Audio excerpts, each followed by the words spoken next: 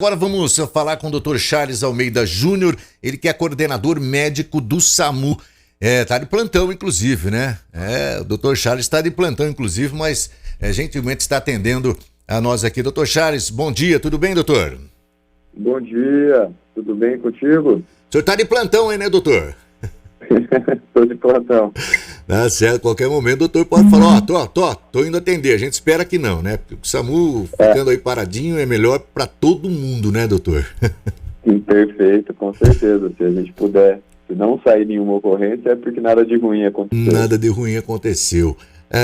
Doutor, muitas pessoas, né, quando acionam o SAMU, não sabem muito bem o que é feito. Às vezes a pessoa fala, nossa, fazem muita pergunta. Eu tive um caso desse, doutor, até na minha família, por isso que eu falo que, né, a gente fica monitorando aí o rádio do SAMU e tal, para ver as ocorrências do SAMU, e eu copiei uma ocorrência em que o meu pai era vítima, né?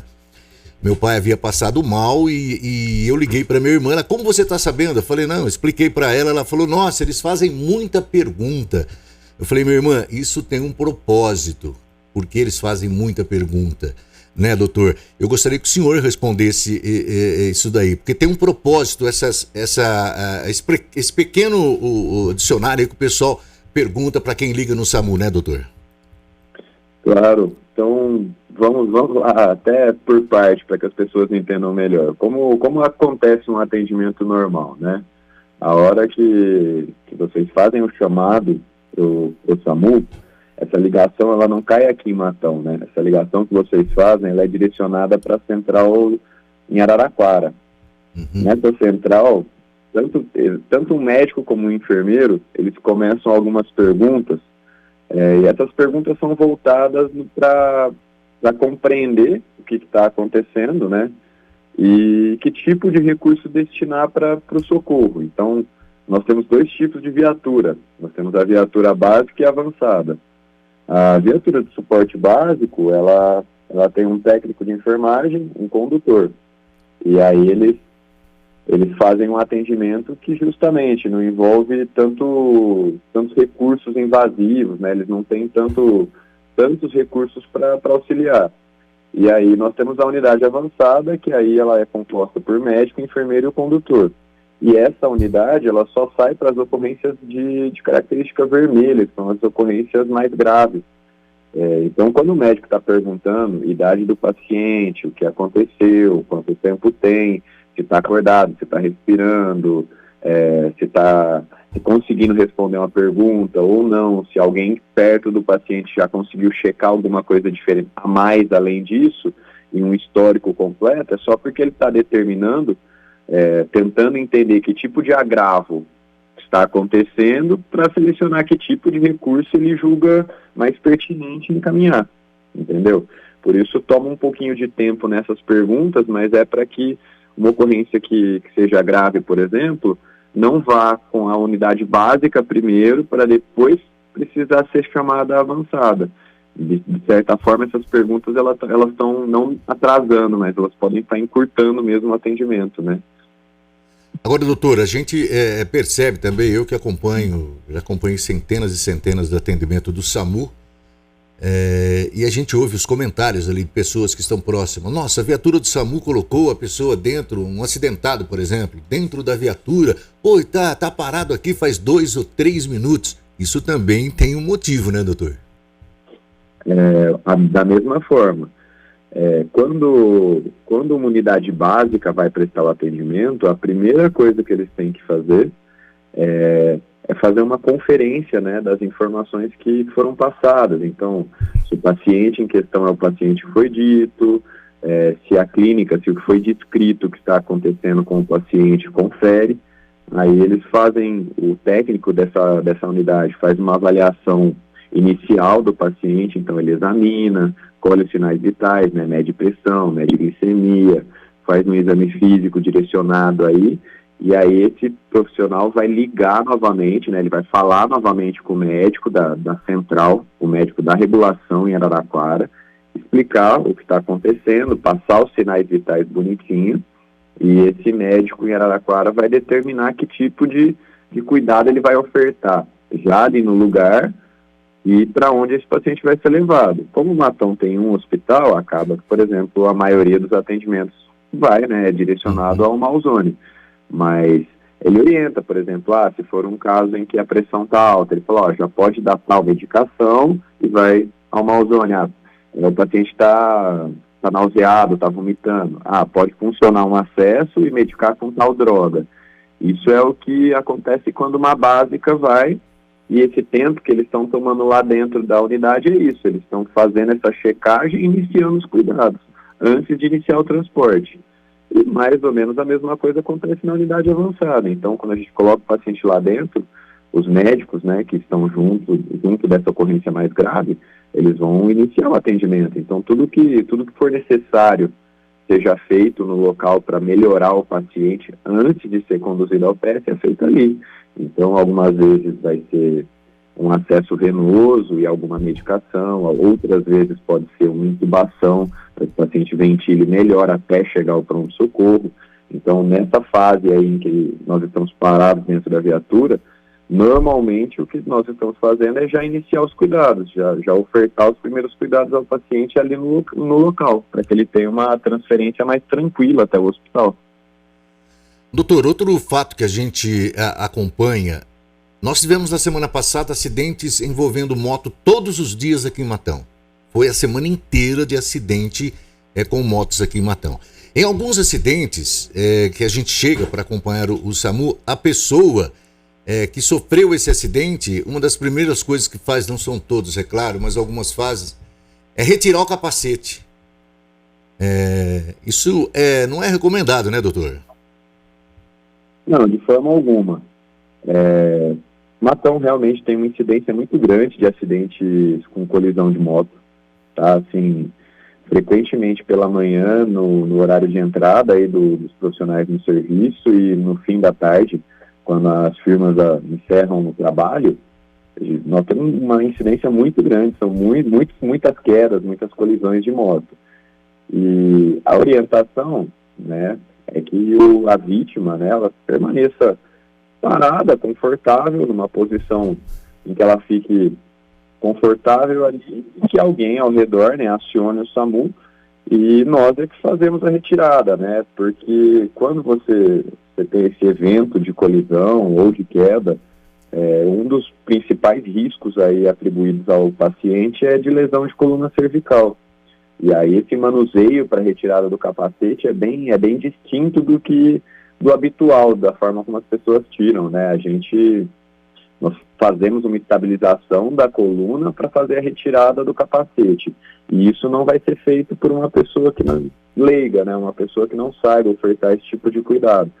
Então a recomendação é essa: se você tiver um acidente, você vai ficar onde você está, aguardando um atendimento, e aí a outra pessoa é quem faz aí essa solicitação, e nós, quando chegarmos ao local, é que prestamos esse atendimento, tiramos o capacete, se for o caso, imobilizamos algum membro comprometido, alguma fratura, e assim por diante. Bem, doutor, o senhor sabe que o SAMU já atende há vários anos aqui em Matão e no país inteiro, e as pessoas ainda têm dúvidas referente a isso. Como que é o atendimento do SAMU?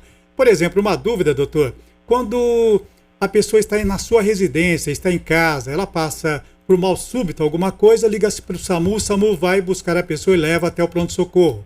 Tem pessoas que confundem a pessoa que está em casa e precisa fazer o exame no hospital. Nesse caso, não é o SAMU que atende, doutor? Correto. O SAMU, ele é um serviço de atendimento móvel de urgência. Então, tudo que envolve o atendimento do SAMU deveria ser uma condição em que o paciente requer um atendimento com rapidez, né? Então, tem que ser um agravo de início súbito, tem que ser um mal-estar, alguma ocorrência que se iniciou de forma súbita, né? Um agravo que piorou de forma súbita e precisa de rapidez, e não uma coisa agendada, né? Por exemplo, se você tem uma consulta, você sabe dessa consulta com antecedência, né? Então, mesmo que você não tenha como ir, como levar o paciente até a consulta, esse transporte deveria ser feito por uma ambulância do município, que não envolvida em atendimentos de urgência, né? Eles têm uma ambulância social. Ela faz esse transporte de pacientes debilitados, por exemplo, para coleta de exame, para realização de exames no hospital. E o SAMU não. O SAMU, predominantemente, ele não faz transporte, ele faz atendimentos, né? Então, a gente teria que lidar com situações que requerem urgência. Então, você vai ligar, por exemplo, ainda que seja uma situação simples, mas, por exemplo, está nauseado, está vomitando bastante, não consigo transportar, não consigo me dirigir até o hospital. Está tudo certo, não é uma ocorrência que provavelmente envolva um grande risco à vida, né? Se a gente estiver lidando com um paciente jovem, eutrófico, saudável, mas que é incapacitante para ele se conduzir, para ele ser levado ao atendimento. Então, até isso se encaixa em um atendimento viável. Agora, uma coisa programada, um exame que está agendado, não deveria ser feito por nós, salvo alguma exceção, alguma ocorrência, alguma coisa que tenha impedido esse paciente de se programar, a ambulância social de se programar, e acaba que nós somos acionados pela urgência do paciente em colher o exame e não ter essa disponibilidade. Mas isso é um fato raro. Bem, doutor, outra pergunta referente ao atendimento. O senhor sabe que o ser humano, na hora do desespero, um minuto parece que é 2 ou 3 horas. E muitas vezes fala, poxa, mas está demorando o SAMU para chegar até minha residência, para chegar até o local onde aconteceu um acidente. A gente liga 192, vai para Araraquara, tem um primeiro atendente, depois ele passa para o médico que faz algumas perguntas. Muitas vezes, porque como o Beto falou agora há pouco, as pessoas que estão do outro lado do telefone são leigas, não conseguem responder de imediato todas as perguntas e reclamam por que demora tanto o atendimento do SAMU. Demora mesmo, doutor, ou isso é aquela ansiedade por ligar e ter um atendimento rápido? Não, o tempo, né, realmente ele corre de maneira diferente para quem precisa, né? Então, você tem aí uma urgência acontecendo, um familiar enfermo, com certeza você tem aquela angústia, né, de que o atendimento ocorra o quanto antes.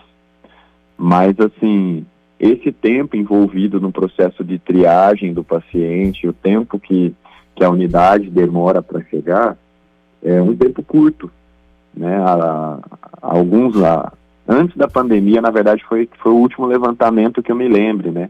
A gente tinha um tempo de resposta aqui em Matão que é muito baixo. Na hora de um minuto, né, em que nós somos avisados da ocorrência, a gente demorava em média aí 7 minutos para chegar no local.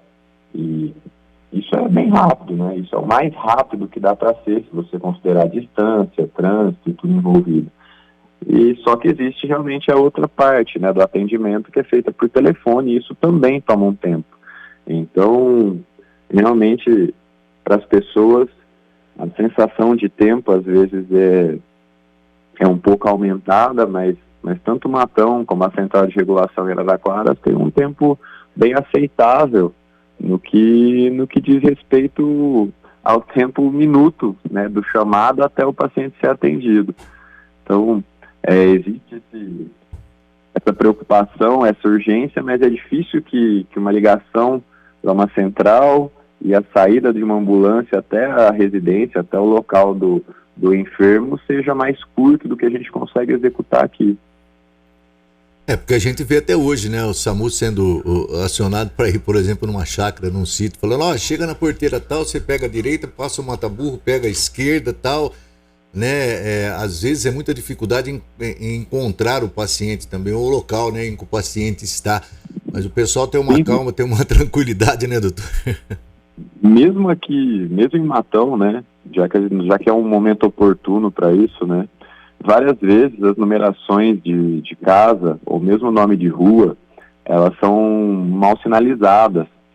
E a gente tem dificuldade em encontrar algumas residências, né?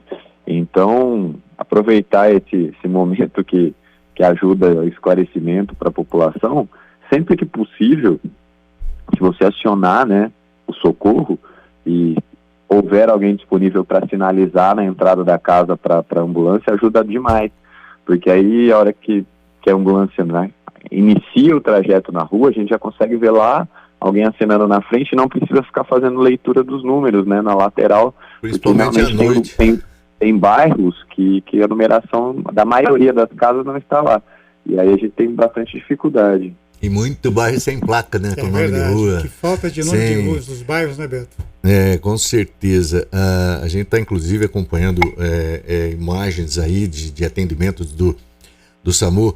Para ver a numeração da casa, principalmente à noite, né, doutor? É um sacrifício, né? É muito, muito difícil. Quando tem.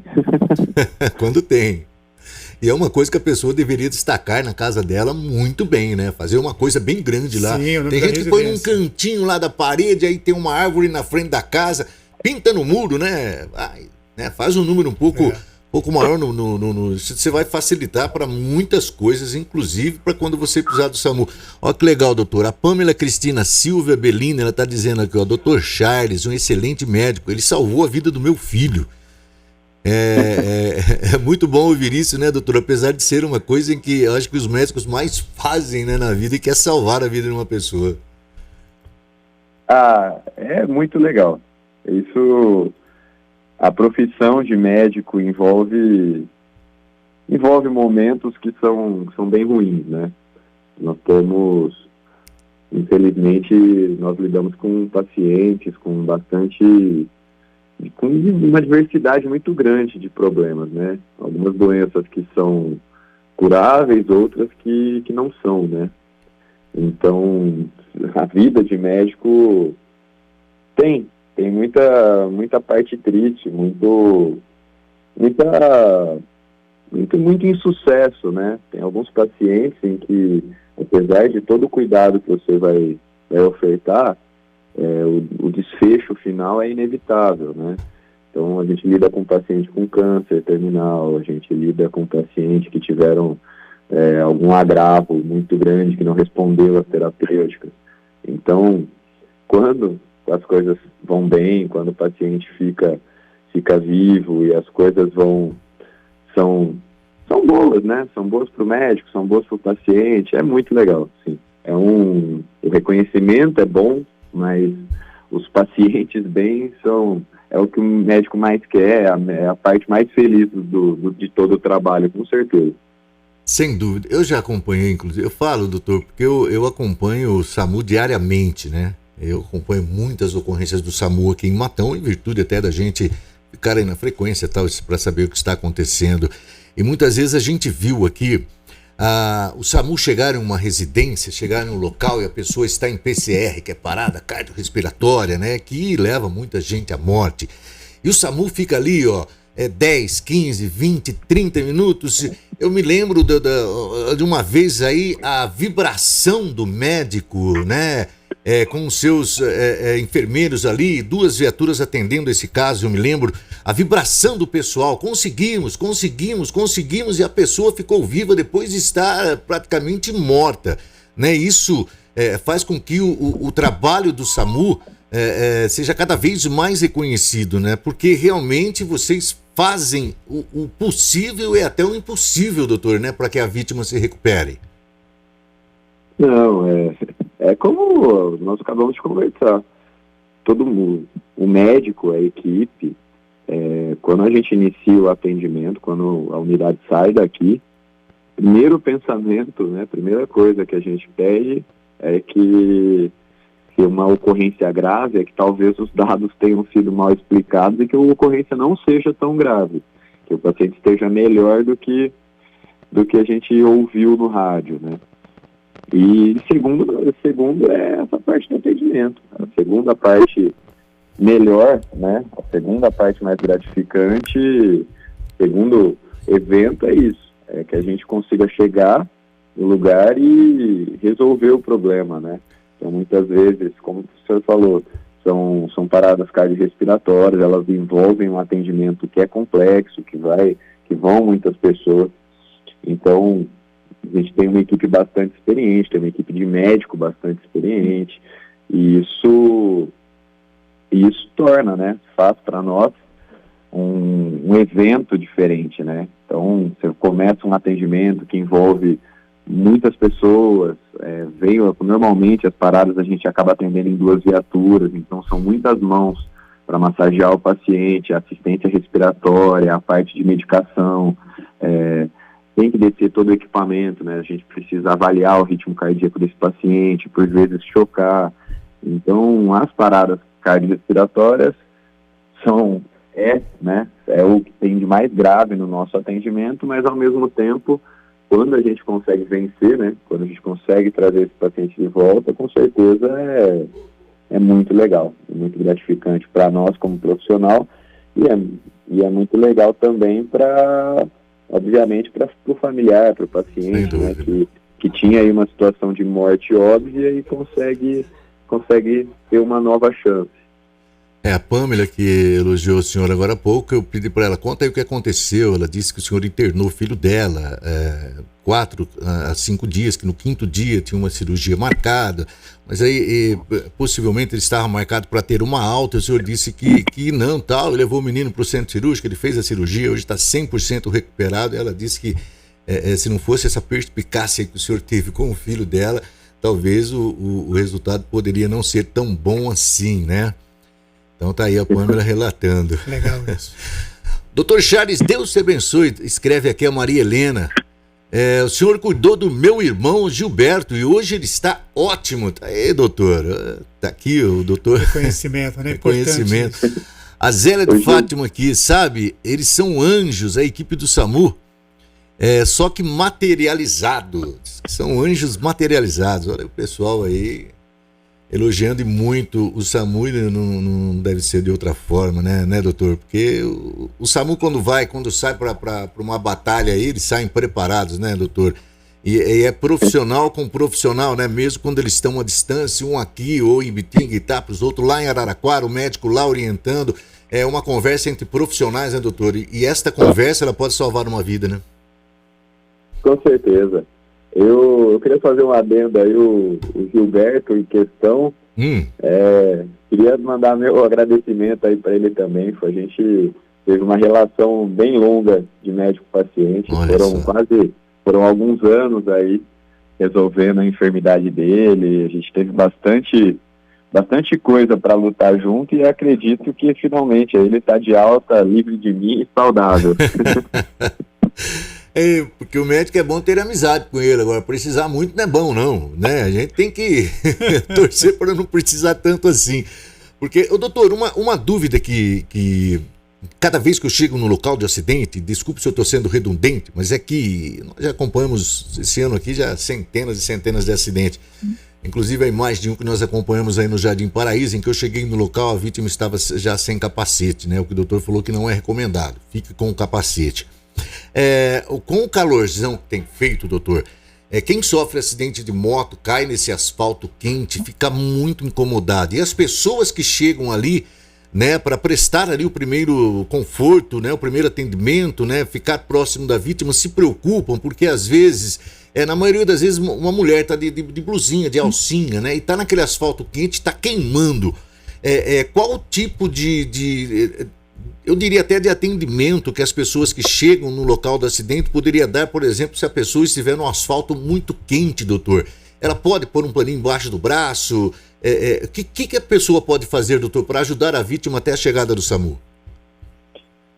Então, essa é uma situação delicada realmente, porque a recomendação é essa, né? A recomendação é que a vítima assim, não seja mobilizada, né?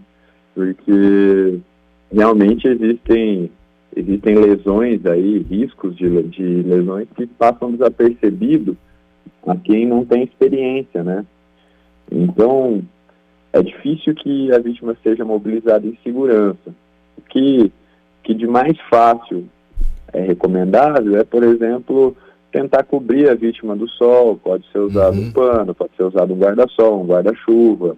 Mas essa mobilização mesmo, infelizmente, o ideal é que não aconteça. É melhor queimar um pouquinho o braço do que sofrer um risco aí de ter um desvio de coluna, de ter aí uma fratura de repente agravada, assim, né?